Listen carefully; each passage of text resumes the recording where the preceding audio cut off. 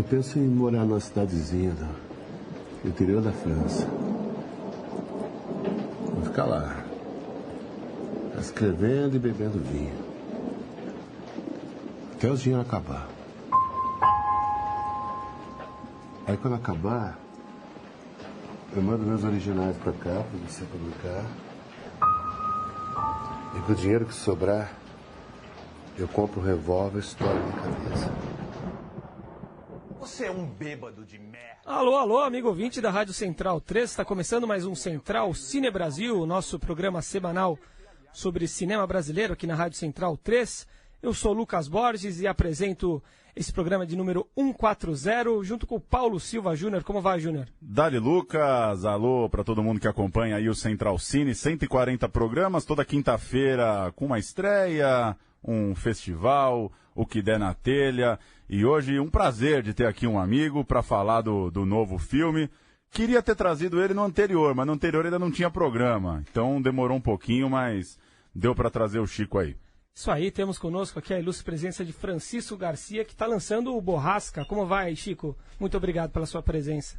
Valeu, o prazer é meu de estar aqui, conversando com a rapaziada, e bora lá. O Cores é de 2015, né? O filme que você citou 14? aqui, né? 14? 13? Cara, se não me engano, ele entrou em cartaz em 2013. Acho que 2012 foram os anos dos festivais, foi um filme que rodou bastante aí. Em 2013 ele entrou em cartaz. Bacana. E agora com Borrasca, um filme adaptado, né, do teatro, do roteiro do Mário Bortolotto, com a atuação dele e do Francisco também, né? Eldo Mendes.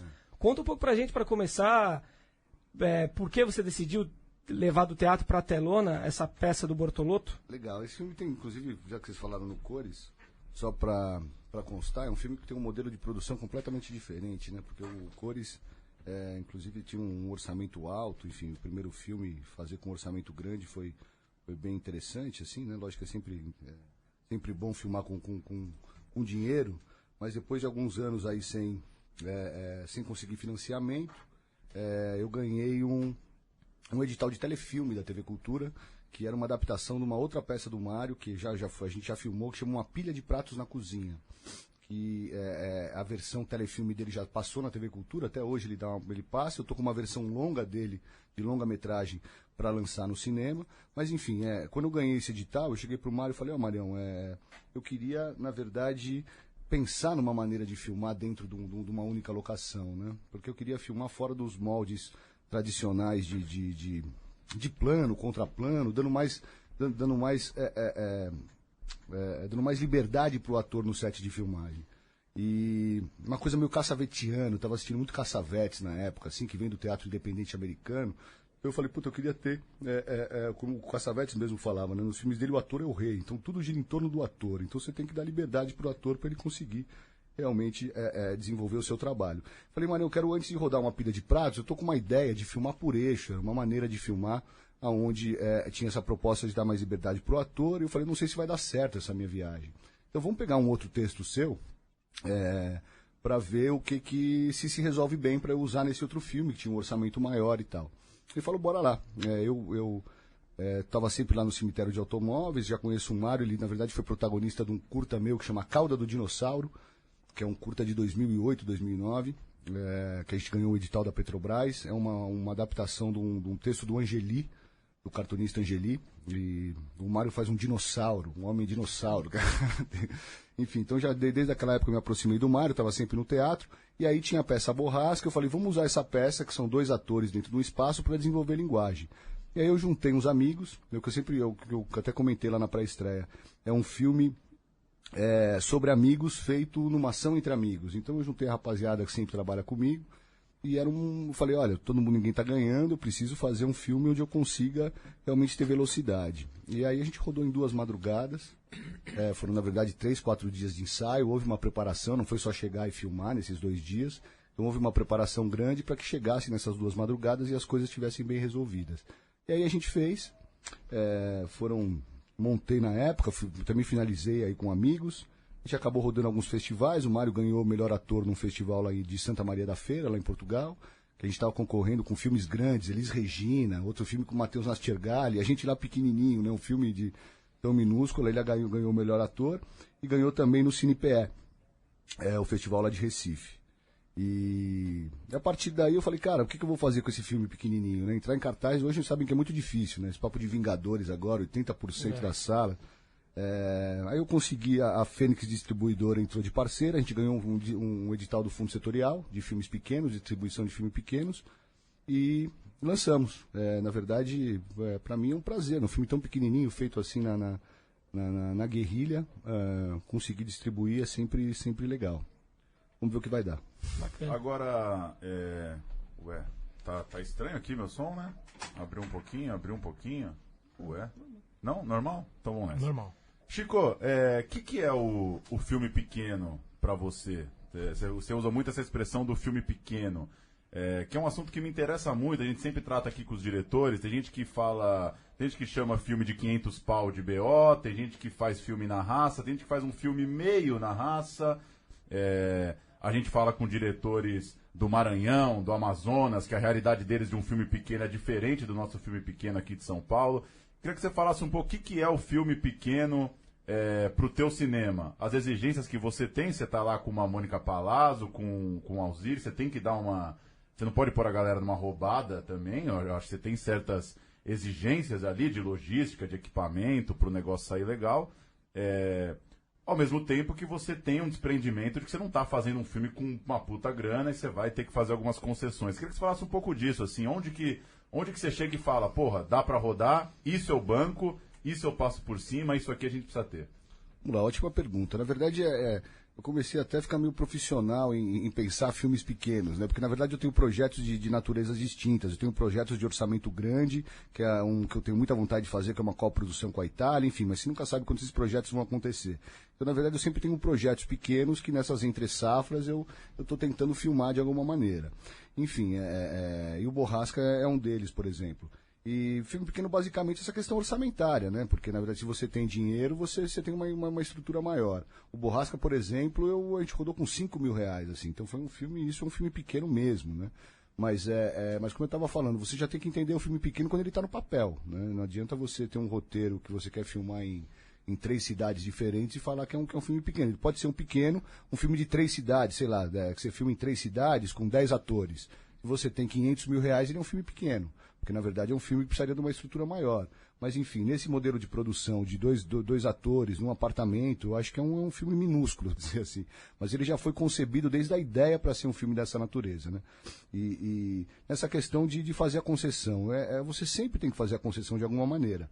E, na verdade, eu acho que a minha experiência como produtor também ajuda bastante a eu conseguir já montar uma certa estrutura e uma base relativamente sólida para também dar para dar possibilidades dos profissionais trabalharem, principalmente porque eu tinha do meu lado 2 atores aí que são ótimos atores. Eu tinha o Alziro Barbosa, que é um dos fotógrafos hoje mais importantes do país, a Mônica Palazzo, enfim, eu tinha o Thiago Bittencourt, que é um amigo de longa data, que é um dos melhores técnicos de som de São Paulo. Inclusive, o som do filme, a captação de som de áudio está ótima, porque é um filme que precisava disso, né?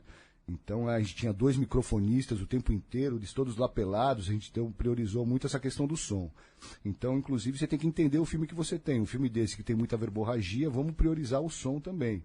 Mas o Alziro também gosta de filmar com o equipamento dele. Uma luz não é um fotógrafo que você chama que ele vai ter um refletorzinho lá e vamos rodar. Então, na verdade, inclusive, você vê esse resultado da qualidade da fotografia dele na tela. Então, você também tem que entender como que você consegue dar esse suporte para eles conseguirem trabalhar. Então, na verdade, a minha experiência como produtor, eu já fiz a cama para conseguir, na verdade, realçar as qualidades necessárias para o filme, né? Porque já é um filme...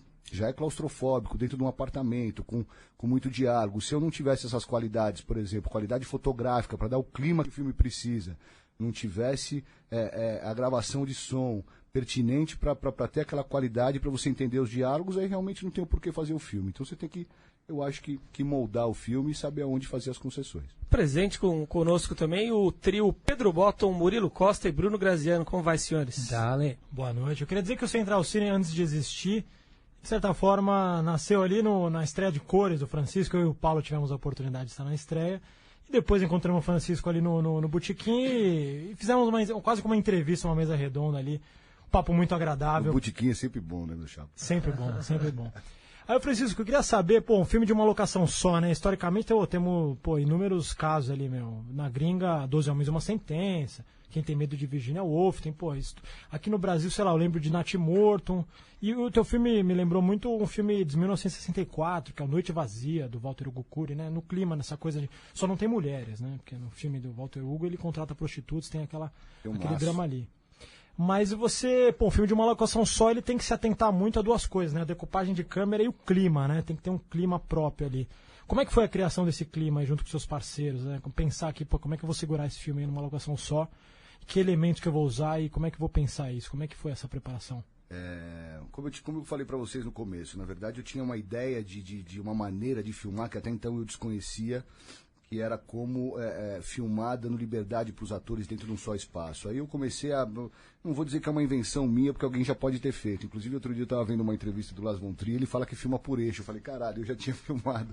Enfim, mas eu não sabia, mas depois eu comecei a entender, inclusive os filmes do Lars von Trier, que ele está quebrando o eixo o tempo inteiro, e isso faz um pouco da proposta de filmar por eixo. Que basicamente eu peguei o roteiro, dividi o roteiro em 4 blocos, que na verdade é aquela peça de teatro, basicamente, né? Eu dividi em 4 blocos.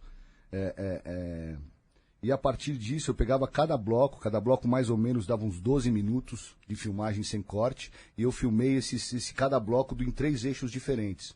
Então, na verdade, eu posicionei os atores, a gente fez uma marcação muito específica, e aí eu filmava, sendo que a câmera buscava os atores, não eram os atores que se favoreciam para a câmera. Então, na verdade, eu rodei 3 vezes cada bloco, takes de 15 minutos. Né? Então, na verdade, depois na montagem eu tinha bastante possibilidade de brincar com isso. Mas é o que eu falei dentro de um apartamento, para não ser um teatro filmado, porque não era uma câmera fixa filmando os 2 caras, eu precisava dar uma dinâmica naquela estrutura de captação de imagem. E o Borrasca foi mais ou menos para desenvolver linguagem. Eu falo que é um filme que é para desenvolver linguagem mesmo. Ele foi um filme pequenininho, porque até então eu não tinha intenções de realmente... Enfim, lógico que a gente sempre tem vontade de colocar na tela, né? Mas era um filme que era mais para entender uma maneira nova de filmar. E o resultado ficou interessante e a gente acabou colocando. Então isso, na verdade, foi importante para dar essa dinâmica dentro de um apartamento só. Sempre a gente rodava cada eixo com lentes diferentes, né? Para sempre você ter uma lente mais fechada no rosto do ator, para também não ficar sempre muito aberto. Então essa eu acho que é uma das qualidades do filme, né? Inclusive eu acho que é uma das coisas que tem de mais interessante no filme, inclusive. Hoje um crítico do blog falou, ele fica quebrando o eixo o tempo inteiro. Eu falei, o cara não entendeu nada, né? Porque, enfim, bordoada a gente sempre está querendo, tá aberto a tomar. É um filme desse que eu sabia que ia tomar bordoada de alguma forma. Mas o cara falar do eixo, por exemplo, o cara realmente não sacou nada. E tem toda essa ambientação também de fotográfica, né, cara? Porque eu acho que um filme claustrofóbico com chuva, né? Essa ambientação de áudio e de fotografia para trazer um pouco aquela dor e aquela sensação que é importante para o texto. Filmado em 2 dias? Desculpa, Murilo. Filmado em 2 dias mesmo? 2 madrugadas, cara. 2 madrugadas. E quanto tempo de ensaio para poder filmar em 2 dias? Na verdade, eu já peguei 2 atores que já conheciam o texto, né? Porque eles tinham feito a peça. Então, na verdade, acho que eles faziam algum tempo que eles não estavam encenando a peça, mas o ator, na verdade, já estava na memória deles. Então, a gente ensaiou durante 3 dias. E consumiam aquilo tudo de uísque mesmo, em todos os takes, ou não? Cara, na verdade, eu que tomava o uísque, né? O deles eu colocava chá, mas eu tirava o uísque da garrafa e eu ficava tomando no copinho. Mas aí, quando acabava a filmagem, a gente dava uns goles. Mas os 2, efetivamente, não beberam. Eu que bebi atrás das câmeras. Mas, mas foi um filme em 2 dias, cara. Foi 2 madrugadas aí bem desgastantes, mas eu acho que saiu alguma coisa.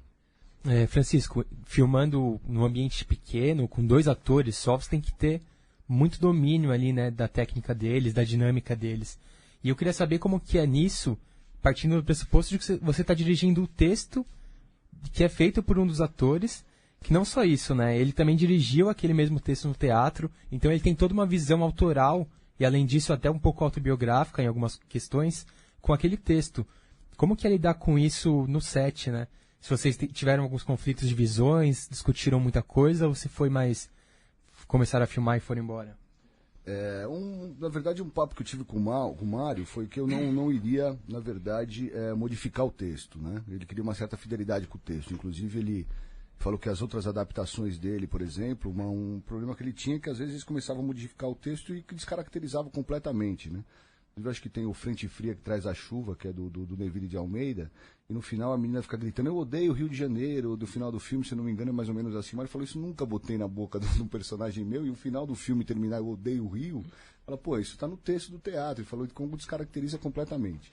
E até ele comentou uma outra coisa outro dia, ele falou, não estou aqui falando, venham comprar meus textos. Se as pessoas vêm e querem adaptar meu texto, sejam fiel ao texto. Na verdade, já tinha essa proposta de ser fiel ao texto. Mas aí as entonações, na verdade, as peças do Mário, ele sempre dá um pouco mais de humor. E eu comecei a tirar um pouco de humor do filme. Inclusive no outro que eu filmei, o Pilha de Pratos, ele acha que eu tirei completamente o humor. Ele se incomoda com isso. Mas, enfim, eu não tinha acordado com ele que eu não iria tirar o humor. Então, essa liberdade eu tinha. Eu acordei que eu ia ser fiel ao texto, e isso eu fui nos dois. Enfim, então, tinha já essa proposta. Ter esses dois atores que já conhecem o texto, eu acho que é importante, porque, inclusive o Mário, né? Você vê porque é um texto que... eu falo que ele é realista, mas ele não é naturalista, porque na verdade dois amigos dificilmente têm aquele tipo de discurso numa conversa cotidiana. Mas o Mário, ele escreve, eu acho que fazendo já o texto caber na boca dele, né? Então você vê aquelas frases, se eu vou falar aquilo não cabe na minha boca, mas ele, quando ele escreve, eu acho que ele já deve escrever falando, então ele tem uma... ele cabe na embocadura da boca do ator. Então acho que isso é importante. E, inclusive o Eldo, que já tinha sido dirigido por ele, o Mário ficava o tempo inteiro, na verdade, meio que puto quando ele errava algumas coisas do texto, né? Então, às vezes, por exemplo, o Mário estava lá pelado, aí o Mário saía de cena e o Eldo errava uma palavra, eu escutava depois o Mário falando, filha da puta, errou de novo. Então, na verdade, a pressão maior foi com outro ator que estava no set de filmagem, né? Porque tinha a pressão do Mário Bortolotto, que já tinha dirigido ele no texto, para que ele não errasse. Mesmo porque a gente não tinha muita margem de manobra, sendo que a gente estava rodando em 2 madrugadas, não tinha como ficar rodando takes e takes. Então foi mais ou menos essa brincadeira, mas é que nem ele falam do Enzo, é um cara de respeito, né? Então tem que estar lá, tem que respeitar o texto do cara, ainda mais ele estando do meu lado, né? Tinha sempre ele ali olhando para mim para ver se eu tava se eu realmente estava sendo fiel ao texto. Até só para concluir essa parte do elenco, eu li um texto que o Bortolotto no teatro ele chegou a experimentar fazer essa peça com rodízio de atores em cena, né? Trocava de pouco em pouco. Para você sempre foram esses dois? Sempre foi o Bortolotto principal ou você chegou a pensar outras combinações? Boa pergunta. Inclusive os atores que fizeram, o Gabriel Pinheiro, o Carcará, eles estavam lá na projeção, porque ele fez esse rodízio de atores mesmo. O Carcará, se eu não me engano, inclusive fez os 2 personagens. E eles falavam que durante a sessão ele estava o texto decorado, né? Ele sabia o texto inteiro durante o filme, já estava com o texto na cabeça. Mas eu sempre pensei em fazendo com os 2 atores sim, inclusive foi a versão que eu vi da peça. E uma outra coisa interessante, até legal que você falou isso para eu lembrar. Uma pilha de pratos na cozinha que eu rodei, o protagonista é o Eldo. Ele faz o personagem do Júlio. Então o Eldo nunca tinha feito cinema. Então uma das razões que eu também quis fazer o Borrasca foi não só para desenvolver linguagem, mas já começar a entender ele como ator. Então acho que o Borrasca também teve isso, para começar a me aproximar dele, para começar a entender qual que é a dinâmica dele, porque eu acho que cada ator tem uma dinâmica para ser dirigido, né? Tem uns que gostam de tomar chicotada, funciona assim, tem outros que trabalham de outra maneira. Então foi uma forma de me aproximar dele para já preparar o território para fazer o outro filme. Então nunca pensei em fazer com uma outra configuração de atores. Opa, Francisco, um prazer te receber aqui. A gente está falando disso, né? O longa tem essa cara de teatro, né? Não só a carona, mas o próprio texto, né? A marcação de cena, né? A movimentação deles tem essa carona de teatro mesmo, né? E a gente fica achando que a única forma de fazer é essa, né? Mas agora me ocorreu, desculpa minhas referências não serem cinema brasileiro, mas a gente falou 12 horas de uma sentença, né? Que tem essa carona de teatro, mas aquele outro filme Closer, que é um filme que sempre está na minha cabeça, é um filme baseado numa peça e não tem cara de peça, né? Tem cara, você nem sabe que é uma peça se você não for atrás, não descobrir. Obviamente seu filme está mais pro primeiro campo, né? O filme que tem cheiro de teatro mesmo, quando você assiste, ele logo nas primeiras cenas, ali durante todo o filme tem esse clima. No cinema brasileiro, quem você acha, quem você assiste que está fazendo isso também, que você vê também esse clima de teatro na tela ali, que para quem gostou do seu filme, que com certeza muita gente gostou, quem quer frequentar mais esse cine-teatro, que você tem assistido ou não tem assistido e gostaria de estar assistindo, enfim? Na verdade, eu nunca quis... lógico que é um filme, né? Não é uma peça de teatro, mas por ter essa adaptação, eu também nunca quis fugir do teatro completamente, né? Então, eu queria ter esse pé no teatro mesmo, porque era uma adaptação. Então, esse foi o caminho que sempre foi a proposta que eu tentei ser o mais fiel possível a ela. Inclusive o outro filme, Uma Pilha de Pratos na Cozinha, eu e o Mário nós fizemos diferente. Nós escrevemos a 4 mãos um roteiro, que também é uma peça que se passa dentro de um apartamento com 4 atores. Mas só que a gente escreveu um roteiro onde a gente tira esses 4 personagens do apartamento, a gente tem uma apresentação, tem todo um conflito que é desenvolvido antes do apartamento, e num dado momento eles entram dentro do apartamento e a peça efetivamente acontece. Então, na verdade, foi escrito um roteiro fora do contexto da peça de teatro. E a pergunta que você fez eu não sei te responder, cara, porque na verdade eu não fui influenciado por ninguém assim especificamente do cinema brasileiro. Tem alguns filmes que são adaptações de peça, que eu vi na época, tem um do Polanski que se passa tudo dentro de um apartamento, que eu esqueci o nome agora. Chama Deus da Carnificina. Deus da Carnificina, né? exatamente. Tem um outro que é um telefilme com o Tommy Lee Jones e com o Samuel L. Jackson, que é uma peça de teatro também, que inclusive eu esqueci o nome também. Mas inclusive ele foi um telefilme bonito pra cacete da HBO e inclusive o Fábio Assunção, ele dirigiu essa peça e então ficou em cartaz no Tuca, inclusive um texto lindo. Eu assisti essa peça, pô. É lindo o texto, lindo o texto. Dúvida também, fugindo um pouco com a Meryl Streep, com o Philip Seymour Hoffman, era uma peça de muito sucesso, venceu vários Tonys e foi adaptado também pro cinema. Né? Não vi, cara. Não vi. Então, na verdade, como eu te falei, na verdade eu fui muito mais influenciado no momento pelo Cassavetes, assim. Eu estava muito mais ligado na dinâmica de dar prioridade ao ator e brincar com os atores, enfim, do que realmente ser influenciado por outros filmes que foram adaptações de cinema. Na época eu assisti alguns, uns eu achava interessante, outros menos, enfim. Mas eu não sei te dar nomes aqui, um filme que realmente foi uma influência, principalmente nacional, cara. Não tenho de cabeça, assim. Não. A peça chama Adultérios, não é isso? Não. Não, então é Expresso da Meia-Noite? Expresso da Meia-Noite, exatamente. Você falou sobre a importância do som, Francisco, e me marcou muito a chuva no filme, né? Eu acho que é o que me fez mergulhar na atmosfera mesmo da trama, enfim. E toda vez que eu lembro do filme, eu lembro da chuva. Como é que vocês gravaram esse som e, enfim, e em que momento você colocou na cabeça que, claro, o nome do filme é Borrasca, né? Mas que momento você imaginou que ia ter que ser um personagem praticamente do seu filme, essa tempestade, enfim, e tudo mais? Uma Pilha de Pratos na Cozinha também, de uma hora ele começa a chover pra cacete.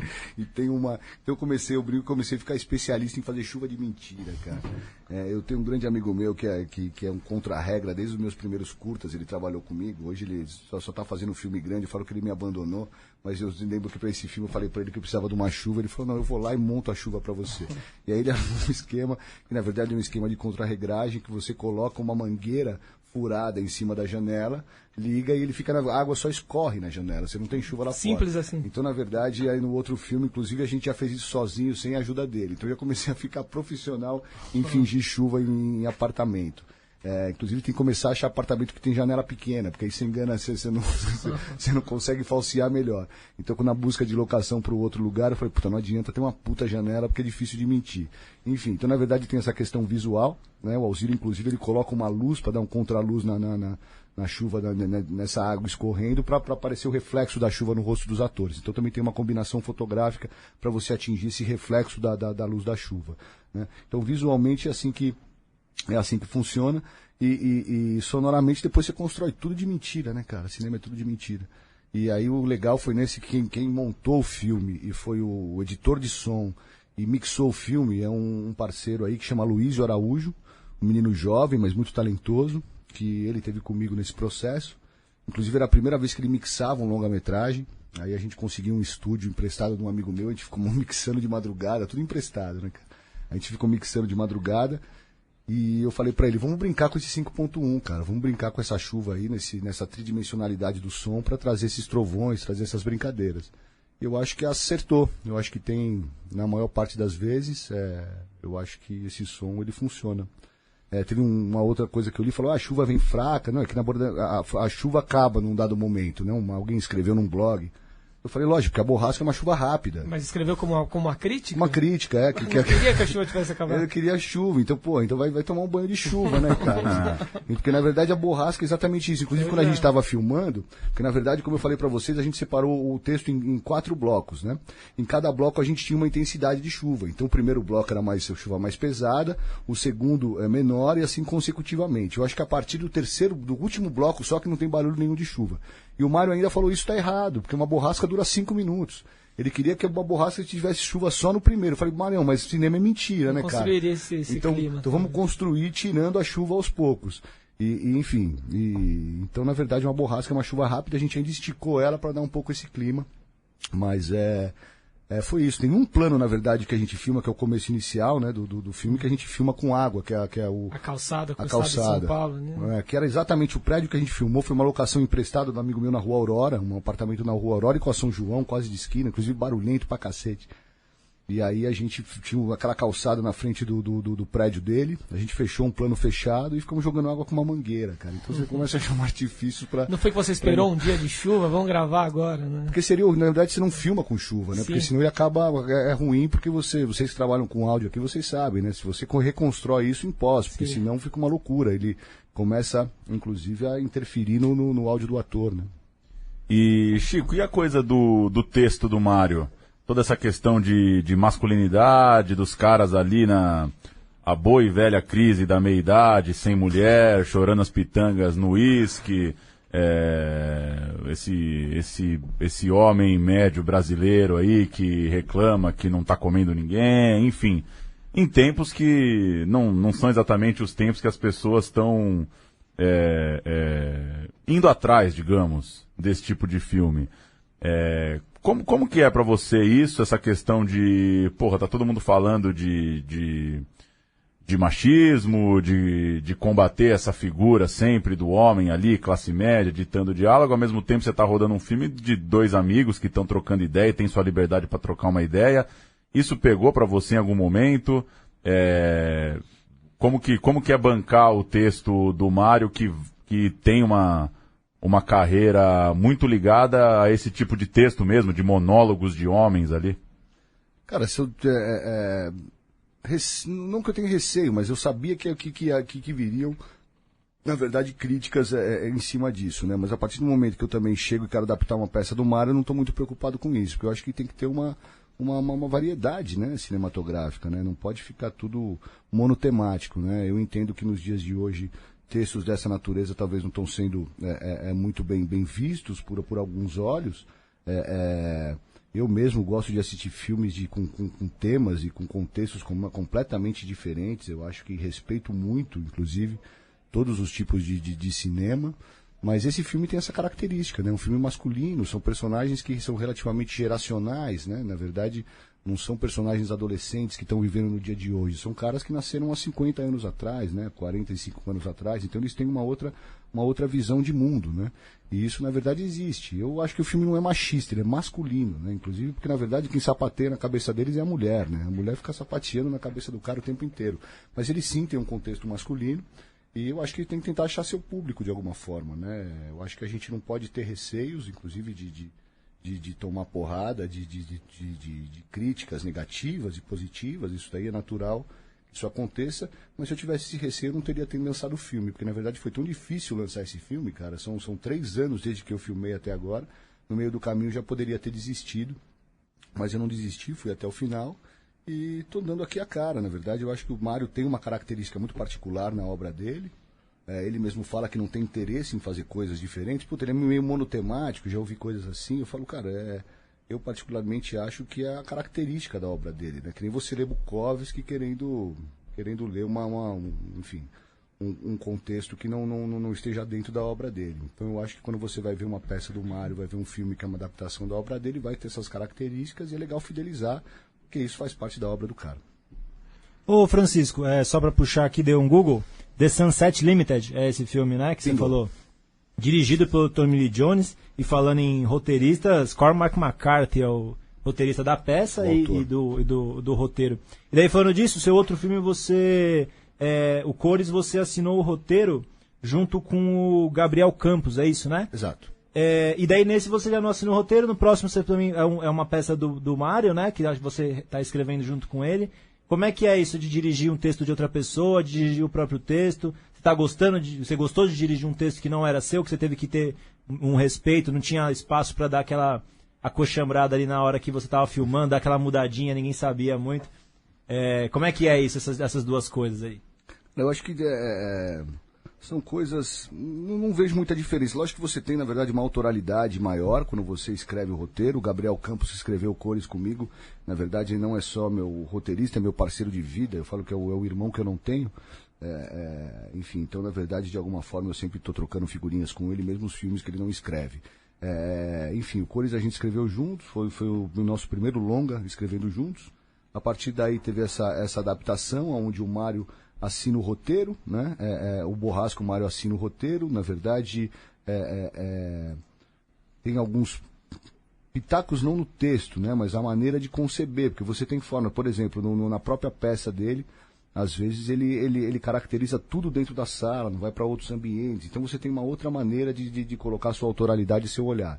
No Pilha de Pratos na Cozinha, uma Pilha de Pratos na Cozinha, a gente já escreveu juntos o roteiro, porque como eu te falei, já não é eu e o Mário, né? Porque como não é só dentro de um apartamento, então na verdade a gente teve que recriar novas cenas, recriar novos diálogos. E na verdade a gente trabalhou mais ou menos, porque o Mário escreve diálogo muito bem, né, cara? Eu acho que enfim, texto de teatro é tudo no diálogo. Então na verdade a gente brincou basicamente nesse roteiro novo, onde eu concebia as cenas, as intenções das cenas. Eu dava as intenções do diálogo, aí ele vinha e aí vinha melado, né? Ele botava o diálogo na boca dos atores. Então assim que funcionou esse outro, sendo que tem cenas fora do que acontece na peça de teatro. Aí até estava conversando com o Paulo lá embaixo, o próximo filme que eu já rodei, inclusive, depois de fazer 2 filmes onde são adaptações de teatro, eu falei, cara, eu preciso me reinventar, né? Não dá para descobrir essa maneira de filmar por eixo, não vou ficar só filmando por eixo fazendo adaptação de teatro. Tenho que me reinventar de alguma forma. E aí eu tenho... meus pais têm uma casa no Litoral Norte, eu estou sempre lá, e tem um amigo meu que mora num trailer, no meio do mato do Litoral Norte. De vez em quando eu ia lá visitar esse meu amigo, que é um amigo das antigas. Aí eu ficava vendo aquele trailer e falava, cara, isso daqui é uma puta locação, né? Dá uma...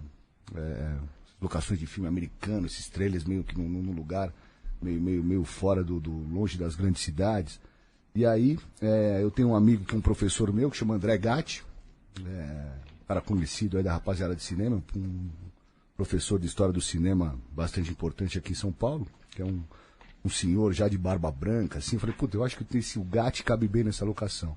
E aí a gente escreveu, na verdade, um roteiro, eu e o Gabriel, a gente voltou a fazer essa parceria juntos, que é esse professor que mora nesse trailer, isolado do mundo, e você não sabe o porquê que ele se isolou, é um professor aposentado. E aí, de repente, chega a filha dele, 20 anos depois, para um acerto de contas para falar que a mãe morreu. Só que a filha é surda e muda. Então, na verdade, não tem diálogo. Ao contrário de 2 roteiros, onde você trabalha muito com o texto, eu falei, Gabriel, cara, eu preciso me reinventar, vamos escrever uma coisa nova. Inclusive, o roteiro, ele ficou, um roteiro de longa, ele não passava de 15 páginas, porque não tinha diálogo, né? Porque num roteiro que faz o número de páginas crescer muito, são os diálogos. E aí só tinham 15 páginas, eu falei, eu quero filmar isso, mas eu nunca vou ganhar um edital com um roteiro de longa de 15 páginas, com uma menina surda, onde eles não falam nunca, né? É um filme que trabalha em comunicabilidade. E aí eu juntei meia dúzia de amigos, vamos rodar mais um na guerrilha, a gente rodou, agora eu tô montando o filme. Quem entrou de coprodutor foi a Drama Filmes, do Beto Brant e do Renato Ciasca. E estamos aí vendo se sai esse TCU aí pra gente finalizar esse filme. Vai dar quanto tempo de filme, mais ou menos? O filme tá com 95, cara. É filme de clima, planos longos, litoral, assim, uma coisa. Filme de paisagem. Legal. Ao contrário do Borrasca e o outro, que são filmes claustrofóbicos. Esse filme, eu queria fazer um filme silencioso e de filme de paisagem. Então a gente rodou no meio do mato, na praia. Um filme bacana. Tá bonito, em breve tem coisa nova aí. E Francisco, você é um cara que é ligado na direção dos atores, né? Você dá aula, inclusive, ou dava, não sei se ainda dá. Dei algumas oficinas, não aula exatamente, não em universidade nem nada, mas eu dei oficinas na Inspiratório durante muito tempo. Inclusive a Inspiratório foi uma apoiadora grande aí do Borrasca, eles me deram todo equipamento de câmera, lente e tal. E também no Instituto Criar, eu dei umas oficinas lá no Criar também. Legal. E esse lance eu lembro que uma vez eu ouvi o José Eduardo Belmonte falando sobre direção de atores, e ele falou assim, chegou uma época da minha carreira que eu estudei todos os métodos, e aí eu vi que no terceiro mundo eu teria que adaptar um método, porque Pô, eu tinha às vezes 2, 3 dias para preparar um ator e no dia da filmagem ele chegava com caganeira e eu tinha que fazer essa pessoa chorar ou sentir sentimentos profundos e tal. E aí ele pôde desenvolver um método dele lá e tal. Você, como é que você trabalha esse método? Cada filme é um filme e tal, mas você tem tem pouco tempo e tem diferentes tipos de filme e tal, mas como é que você gosta de trabalhar com ator, assim, é liberdade total, é texto... Eu sei de modo geral, né, que você já falou um pouco das especificidades desse filme. Mas como é que você encara o trabalho da direção de ator mesmo, assim? Fala um pouco sobre o geral da sua carreira. Eu, particularmente, você vai descobrindo isso, eu acho que no decorrer da carreira, né, cara? Se você vai sacando, porque é diferente de você ter a fotometria de uma câmera, que é uma coisa muito técnica, você não tem uma fórmula para dirigir ator, né? Então acho que você vai ter que vai entendendo isso e adaptando para as suas características. Inclusive eu acho que não só as suas características, mas o que eu falei, eu acho que alguns minutos atrás, você tem que entender também o perfil do ator, né? Porque o ator tem uma personalidade, um ser humano, né, cara? Então cada um tem uma personalidade diferente e você tem que aprender a como lidar com a personagem daquele ator, que às vezes é diferente, às vezes é muito maluco, né? Você vai dirigir 2 atores na mesma cena, mas eles têm personalidades completamente diferentes e você tem que saber jogar com isso. Inclusive, eu já dirigi, por exemplo, 2 atores que eles faziam um casal e eles não estavam se dando bem atrás da câmera e eles têm que se amar no filme, né? Como você vai fazer isso? Você está no meio de um furacão ali que os dois não estavam se bicando, cara. E, na verdade é um filme de amor. Como que é a treta? Como é que... Não sei, você tem que administrar de alguma forma, né? Em alguns momentos você pode até usar isso a favor de você, né? Vamos lá, vamos inflar, tá inflamado o negócio, então vamos acender um fósforo aqui e deixa o bagulho queimar. Então eu acho que você tem que entender cada filme e cada ator. Mas, por exemplo, meu primeiro curta-metragem, que eu rodei em 2001, cara, tô ficando velho mesmo, né? Não tô velho. Foi um curta-metragem que mais foi premiado, assim, da minha carreira inteira, foi o filme que mais foi premiado. Ele foi para Brasília, para Gramado, viajou o mundo inteiro aí, Clermont-Ferrand, deu uma bombada. E esse filme foi com a Leona Cavalli, né? Na verdade tem um ator, era uma prostituta e um ator de circo que se equilibrava pela cidade de São Paulo. Era uma mistura de Living Las Vegas com Asas do Desejo. Na época eu era moleque, estava na faculdade, amava esses 2 filmes, fiz uma mistura desses 2 filmes.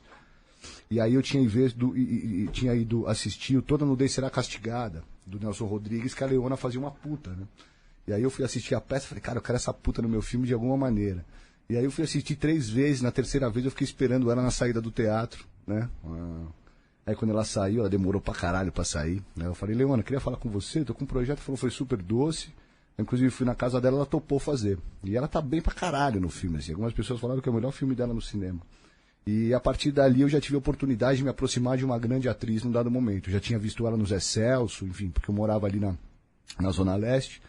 E sempre havia os ensaios ali do Teatro Oficina, ficava tomando uns vinhos e vendo os ensaios, era moleque, ficava olhando aquilo, achando tudo muito maluco. E aí eu falei, eu quero a Leona para fazer, e daquele momento eu já comecei a estabelecer uma relação que eu gostava de dirigir ator. E você acha que quando você tem um bom ator ali, eu percebi que ele é metade do caminho, cara. Inclusive, às vezes eu era bem inexperiente na época, tinha 21 anos, e ela me dava soluções, né? Então eu falei, puta, o ator ele não está aqui para, ele tá aqui para me ajudar, né? Então vamos chamar um bom ator que ele tem essa troca com você. No segundo filme eu já trabalhei com o Alexandre Borges, o segundo curta, Alexandre Borges, Pereio e Cristiane Tricerri, também 3 grandes atores, 3 monstros. Aí eu falei, pô, eu só quero trabalhar com ator bom, porque realmente é uma diferença bem grande. Enfim, daí eu comecei a chamar uns atores interessantes, sempre atores que eu achava que poderia acrescentar bastante no trabalho. Inclusive nesse último agora eu trabalhei com um não ator, que foi o André Gatti. E completamente diferente trabalhar com um não ator, né? Porque você tem que ter uma outra postura, né, com ele, e eu fui descobrindo. Inclusive um cara que não é muito fácil, né? Um cara também é um senhor que tem seus vícios, tem sua maneira de lidar com a vida, tem, enfim. E você tem que se moldar o tempo inteiro para conseguir chegar nesse denominador. E foi uma experiência interessante, mas bem trabalhosa. Eu, cada vez mais, estou querendo trabalhar com atores que já têm experiência e que vão me dar menos trabalho, sabe? Eu acho que essa é a brincadeira, ter menos trabalho para o negócio convergir. Qual que é o sonho? Um casal? É um homem ou uma mulher? Sonho, atores brasileiros, você fala, pô, eu quero um dia fazer filme com esses 2 aí. Pergunta difícil, cara. Pergunta difícil. Começaram os 10 minutos finais agora, que é só citações, referências e preferências. Puta, começou a me pegar assim de supetão, eu não sei te dizer. Eu vou lembrando aqui, daqui a pouco eu falo, pode ser? Beleza. E realizadores Quem são aí, quem que é a turma aí do Brasil que se tá filmando, você fica meio ansioso para ver, que você colaria aí numa pré-estreia, que se você tiver disponível, você iria num festival assistir? Quem que é a turma aí da tua geração, vai de 15 anos pra cá aí, da galera que você curte acompanhar a carreira e ver tudo que estão fazendo? Cláudio Assis. Grande Cláudio Assis. Boa. Tô louco pra ver o filme novo dele, cara. Inclusive eu tava num festival com Cores na época, lá de Triunfo, e ele tava no júri, e a gente tomou uns porres, não só alguns, né? E ele começou a me contar do Piedade já, na época ele tava escrevendo Piedade, eu já fiquei curioso pra caralho. Eu sei que o filme tá pronto, eu tô babando pra ver o filme. Tem que ver aqui, aliás, finalmente, né? Não deixe de trazer o Claudião. Virar. Posso... Inclusive na estreia do Borrasca agora, eu mandei uma mensagem pra ele, falei, Claudião, se estiver em São Paulo, chega aí. Ele falou que não tava, mas quando ele tá aqui, de vez em quando a gente se encontra pra tomar uma cachaça. Registrar umas notinhas aqui pra gente ir pra umas considerações finais.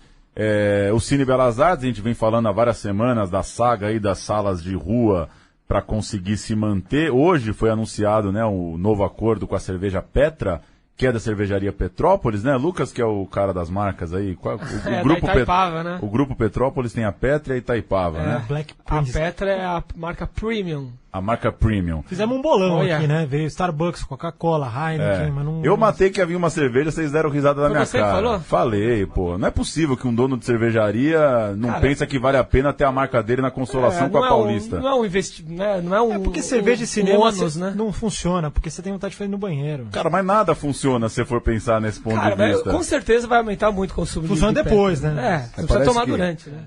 Quando, lá era Caixa Belas Artes, quem era correntista do Caixa pagava meia. Será que quem bebe cerveja agora paga meia? Tomara, Pois né? é. Quer chegar com uma latinha, Chegar Tem com um algum bafo de esquema, latinha pedra. fechada, né?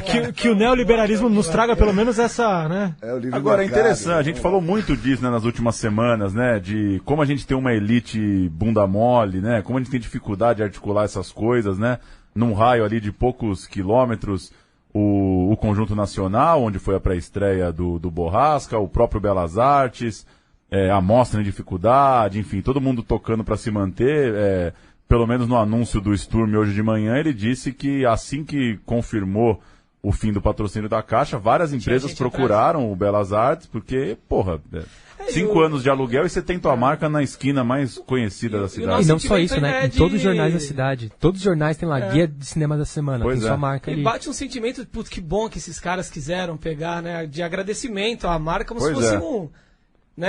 realmente um ônus, uma carga que a Petra vai carregar e, porra, E não o é- parece investimento que vai foi ter um sem retorno incentivo, garantido. né? Não foi Sem num- incentivo. Tem é. incentivo. 5 Sem anos de anuência contrato, fiscal, né? os contratos costumavam ser de 3 anos, eles fecharam por 5, enfim, vamos ver. Baita Torcer- negócio pra eles. Em Torcer agora pro 2024 Ademar a gente... conhecida, conseguir lá no Cinearte, né, cara? Porque parece que a Petrobras agora com esses cortes, que é a patrocinadora do Cinearte, Já anunciou já aqui, né? já saiu, o Ademar eu acho que tá tentando. Pô, uma sala, uma das mais Baita antigas. ponto. Vamos... Linda aquela sala, cara. Aquela sala, aquela cortina abrindo. Inclusive, eu tava lá falando com o projecionista, ele falou, olha, sabe que tem uma coisa nessa sala aqui, porque a gente fez a pré-estreia lá, exatamente até como um ato de resistência. Aquela sala, sempre gosto de assistir filme lá. Aquela Maravilhosa. cortina vermelha linda, né? Quando abre aquela cortina, ela arrepia o corpo inteiro. Espaço entre as poltronas. É do cacete. Aí o projecionista me falou, sabe uma coisa que a gente tem aqui? A gente tem um gongo, que é mais ou menos o gongo de teatro, que tem o primeiro e o segundo sinal. cine. Ele falou, posso tocar? Eu falei, toca o que você quiser, meu chapa. Então, vamos torcer pro Ademar lá, o pessoal do Espaço Itaú. Aproveito até aqui para agradecer o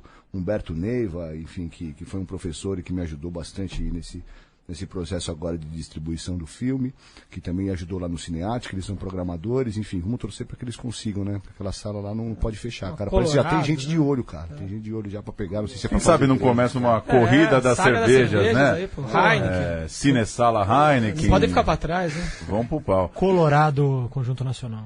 Registrar também a nova faixa da TV Cultura, né? Começou nessa última quarta-feira, dia 1º de maio, às 10h30 da noite, toda quarta.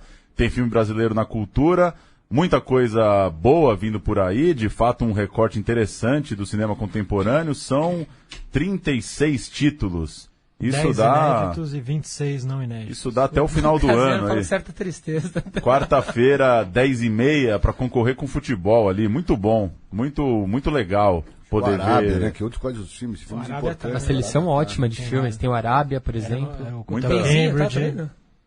Não. Era Hotel Cambridge, Não, né? Beijinho Joaquim. Telecine, né? Joaquim, muita coisa boa. E era pro Baderna estar presente. Então, fui classificado e depois fui cancelada a seleção. por E eu motivo. assisti ontem, que passou um, né, cheio de ator famoso. Eu Fábio fiquei assistindo Assunção, né? Fábio Assunção, o Entre Indas e Analice Vindas. Braga, muito ator, assim, e boa a exibição, e parabéns pra cultura. Eu assisti em casa de cara, assim, porque às vezes a gente assiste filme na TV aberta, às vezes parece que ele tá meio com uma resolução meio esquisita, o som meio estranho. Achei 100% aí, ó. É porque, na verdade, Já a era cultura, hora. eles tinham esse edital de telefilme, né? Que aí foi esse que eu ganhei, inclusive, o Pilha de Pratos na Cozinha. Eu acho que eles fizeram um reacordo, em vez de financiar telefilmes, eles pegaram essa grana e compraram os filmes. Acho que foi uma ótima iniciativa. Pelo menos não ficou só sem o telefilme. Eles conseguiram ressignificar comprando filmes aí de primeira qualidade. Sim, Parabéns mesmo. Que renove E anualmente. filmes muito TV bons aberta. e pouco vistos, né? Precisam ser vistos. TV Todos, aberta é a melhor todos são oportunidade. pouco né? vistos, infelizmente. É, alguns ainda mais. Chegou agora, no final da tarde, o release aqui da seleção da Mostra Eco Falante. Só registrar os brasileiros na competição latino-americana. A uberização do trabalho, documentário do Caju, Carlos Juliano Barros. Não é que ele fez mesmo? Fez. Anunciou no programa, hein? Anunciou aqui. O filme também com o Cauê, parceiro dele de sempre, o Maurício Monteiro Filho. Filhos de Macunaíma, do Miguel Antunes Ramos, outro lançamento aí da Eco Falante, que começa no final de maio. O que mais? Argentina, Peru. Empate, filme do Sérgio Carvalho, lá do Acre, rodou aí alguns festivais. Grande Sérgio Carvalho. Tá também na Eco Falante. O Parque Oeste, da Fabiana Assis, que passou em Tiradentes no começo do ano, chega agora no Eco Falante. Uma série de filmes também entre os curtas. A gente passa depois, chegando mais perto da programação completa, mostra Eco Falante, filmes gratuitos de 30 de maio a 12 de junho. O melhor longa pelo júri leva 15 pau. Sempre bom a Mostra Eco Falante. Eles têm Vale a um- O pena. ano Sempre passado uma foi um programação monstro, ótima. né? Eles trouxeram, acho que toda a filmografia do Herzog, né, cara? Foi. foda. Puta num festival. Mais alguma? Posso dar uma aqui? Manda. Tá rolando o Cine Banguê, lá em João Pessoa. Fui dar uma olhada aqui lá na Fundação Cultural da Paraíba. É isso mesmo, né? É isso mesmo.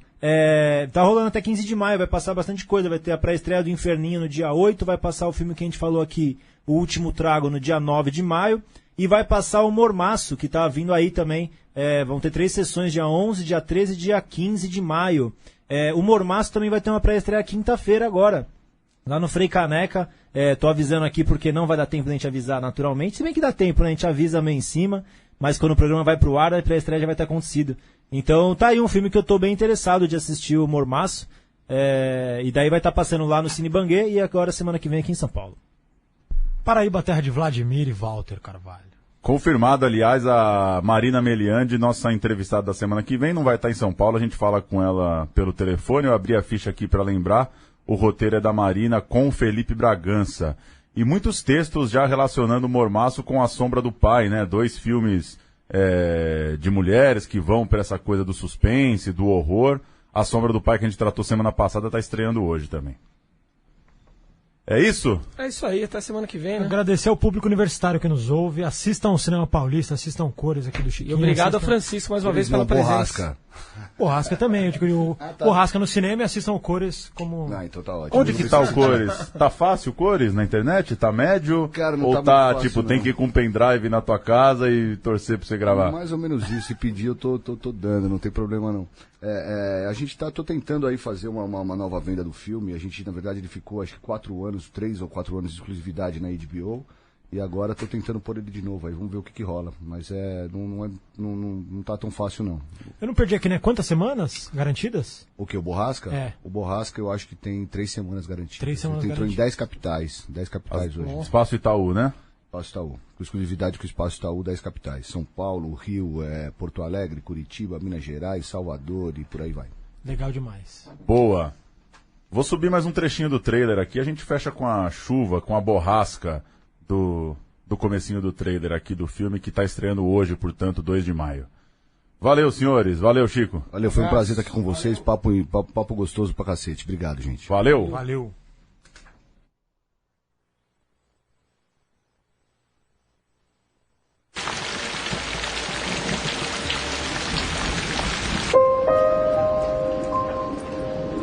Eu penso em morar numa cidadezinha do interior da França. Vou ficar lá, escrevendo e bebendo vinho. até os dinheiro acabar. Aí quando acabar, eu mando meus originais pra cá, pra você publicar. E com o dinheiro que sobrar, eu compro um revólver e estouro de cabeça. Você é um bêbado de merda e corno ainda por cima. Que agora que o Enzo morreu, tá querendo recuperar uma mulher que te colocou um chifre. Chifre, aliás, que você mereceu. Você não sabe o que você tá falando. Ah, vai me dizer que não era a Luciana te ligando. Era, e daí? Isso não quer dizer que eu quero voltar pra ela, porra. Deixa as cinzas do seu amigo esfriar, porra.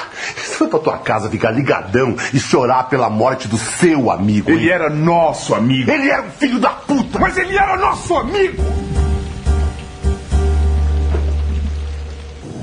Não quer saber como é que tava o Enzo?